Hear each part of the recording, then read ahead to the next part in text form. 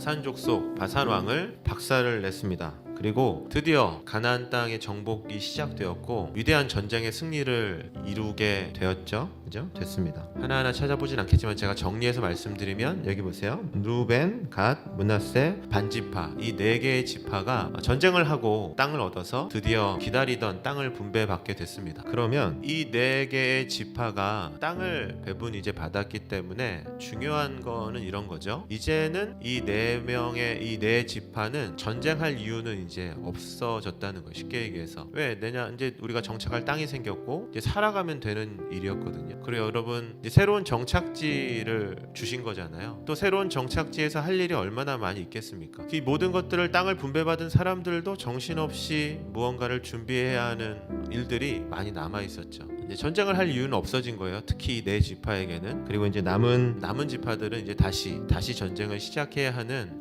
것이 어떻게 보면 현실적이고 합리적인 일인 것처럼 보여지는 이야기입니다. 왜냐하면 이게 단순히 여행을 같이 가주는 게 아니잖아요. 전쟁하는 거잖아요. 전쟁. 목숨 걸어야 되는 일이었거든요. 명분으로만 움직이기에는 그렇게 쉬운 일은 아니었다는 겁니다. 그런데 하나님께서 모세를 통해서 하시는 말씀이 오늘 저와 여러분들이 읽은 말씀이에요. 무장하고 전쟁을 준비하란 얘기죠. 전쟁 준비해라. 이것도 솔직히 이 네 개의 지파에게는 별로 이렇게 받아들일 수 없는 말인데 모세가 하나님께서 모세를 통해서 너무나 충격적인 말씀을 하세요. 뒤에 선봉이 되어서 전쟁에 참여하라고 얘기합니다. 선봉이 뭐예요, 여러분? 화살바지가 되라는 거거든요. 다 죽으란 얘기예요. 선봉에 쓰란 얘기는 그런 의미입니다. 이상한 말이죠. 우리 땅도 아닌데 우리가 왜 선봉했습니까? 라고 얘기할 수 있어요. 우리 땅이 아니잖아요. 이미 우리 땅은 있잖아요. 그렇지 않습니까? 그런데 하나님께서 모세를 통해서 선봉이 되어라 라고 명령하셨다는 거예요. 선봉이라는 단어, 우리 전쟁을 할 때 제일 앞에 서는 그런 의미이죠. 그런 의미인데 이 히브리어 단어의 의미를 뭐냐면 얼굴과 얼굴을 맞대다 라는 의미도 있어요. 파님, 얼굴과 얼굴을 맞대다. 얼굴을 마주 본다는 거야. 그래서 하나님께서 이렇게 말씀하셨다는 거예요. 쉽게 제가 풀어서 설명해드리면 얘들아 지금 땅을 정복하지 못하고 여전히 광야에서 방황하고 있는 저 사람들의 얼굴과 얼굴을 마주하고 그들을 위해서 너희의 생명을 내어줄 수 있는 일들을 너희가 해야 돼 라고 하나님께서 명령하셨다는 거예요. 여러분 이 하나님의 명령을 통해서 엄청나게 중요한 하나님의 뜻이 있어요. 그게 뭐냐면 너희는 땅을 정복하지 못하고 아직 방황하는 저 사람들 저 민족과 한 몸이야 라고 말씀해 주신다는 거예요. 아직도 땅을 정복하지 못한 사람들이 있어. 근데 저들은 다른 사람들이 아니야. 저들은 너와 한 몸, 너와 같은 민족, 하나님의 동일한 주 안에서 가족이라고 모세를 통해서 말씀해 주신다는 거예요. 그게 선봉에 서라라는 의미가 말씀이 담고 있는 의미입니다. 제 질문이 여러분 그래서 이거예요. 여러분이 한번 대답해 주셨으면 좋겠어요. 하나님이 네 개의 지파에게 땅을 왜 허락하셨을까요? 그게 뭐예요? 뭘까? 말씀에 나와 있잖아. 선봉에 서게 하기 위해서. 선봉에 서게 하기 위해서. 여러분 하나님이 모세를 통해서 말씀하셨어요. 이 땅 너희 거 아니야. 이게 무슨 말이야? 그냥 너희한테 준 거야. 왠 줄 알아? 선봉에 서게 하기 위해서.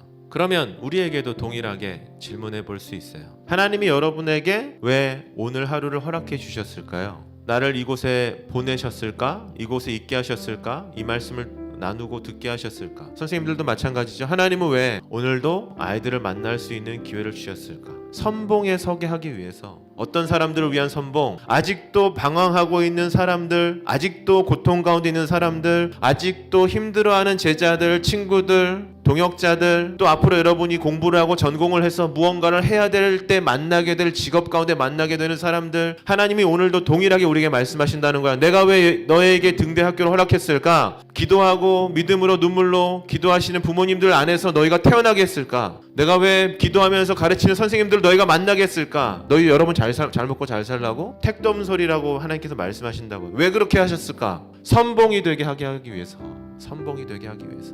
세상에 얼마나 아직도 길을 찾지 못해서 방황, 이스라엘 백성들처럼 하나님을 주인 삼지 못해서 방황하는 사람들이 얼마나 많은데, 너희가 갈 직장과 세상에서 그런 사람들이 얼마나 많은데 내가 왜 너를 여기 특별하게 준비했을까? 너 좋으라고 준 거 아니야. 너 때문에 준 거 아니야. 하나님 뭐라고 말씀하세요? 하나님을 모르는 사람들을 위해서 그 사람들의 선봉으로 너가 살아가기를 원하기 때문에 하나님께서 너를 이곳에 부르셨다고요. 성경에 기록되어 있진 않지만 우리가 한번 상상해 보자고요. 저 보세요 여러분. 만약에 4개의 지파가 모세의 말을 들었어요. 갑자기 마음이 돌아서서 안 할 건데요. 싫어요. 안 할래요. 저 여기 그냥 이거 주신 땅 갖고 열심히 살게요. 하나님이 저들과 함께 하셔서 하나님 알아서 해주세요. 전 안 할래요 라고 했으면 성경 기록되어 있지 않지만 우리 상상해 봅시다. 저는 확신해요. 이 4개의 지파가 정복한 분배받아서 살아가는 이 땅이 분명히 소돔과 고모라와 같은 땅이 됐을 겁니다. 너희에게 이 땅을 주신 이유는 여러분에게 이 축복을 주신 이유는 여러분 잘 먹고 잘 살라고 주신 것이 아니라 다른 사람의 선봉이 되게 하기 위해서 주신 것인데 우리가 거기에 만족하고 내 것만 좋고 나만 위해서 살아가겠다고 내 욕심만 채우고 살겠다고 고집한다? 하나님은 어떻게 그런 인생을 축복하시겠어요? 또 다른 광야가 시작될 거라는 거예요. 사랑하는 여러분, 선봉이 되는 것은 특별한 사람들이 하는 게 아닙니다. 교실에서 옆에 있는 친구에게 여러분 선봉이 되어줄 수 있어요. 얼굴과 얼굴을 마주하고 이 친구의 삶을 통해서 이 친구의 필요한 것들을 채우는 게 뭐냐? 선봉이 되는 인생입니다. 제가 제일 좋아하는 말씀, 작은 것에 충성된 자에게 하나님은 큰 것을 맡기신다고 말씀하셨고 가장 미련한 자고 연약한 자가 나중에 가장 먼저 된 자가 된다고 말씀하셨어요. 하나님이 무슨 말씀을 주시는 거냐면 공부 열심히 해서 좋은 대학 가서 아무리 에세이 자기소개서에 휘황찬란한 꿈을 갈겨 쓴다 하더라도 하나님 우리에게 오늘 말씀하시는 거예요. 지금 네 옆에 있는 그 친구에게, 그 앞에 있는 그 제자에게, 그 동역자에게 선봉이 되어주는 삶을 살아가지 못한다면 너는 그 어떤 것도 할 수 없을 거야. 아니 나는 너에게 그 어떤 것도 시키지 않을 거야. 이것이 하나님이 우리에게 주시는 메시지 말씀이라고 생각합니다. 진학을 준비하고 대학을 가는 우리 학생들, 그 모든 학생들 자소서를 쓸 때 선봉이 되겠다는 그 설레임을 가지고 썼으면 좋겠고 선봉이 돼야 되겠다는 그 기도 제목을 갖고 대학을 갔으면 좋겠고 선봉이 되는 마음으로 직장에 가서 하나님이 기뻐하시는 그 선봉이 되는 인생을 여러분들이 살아가기를 예수님의 이름으로 축복합니다.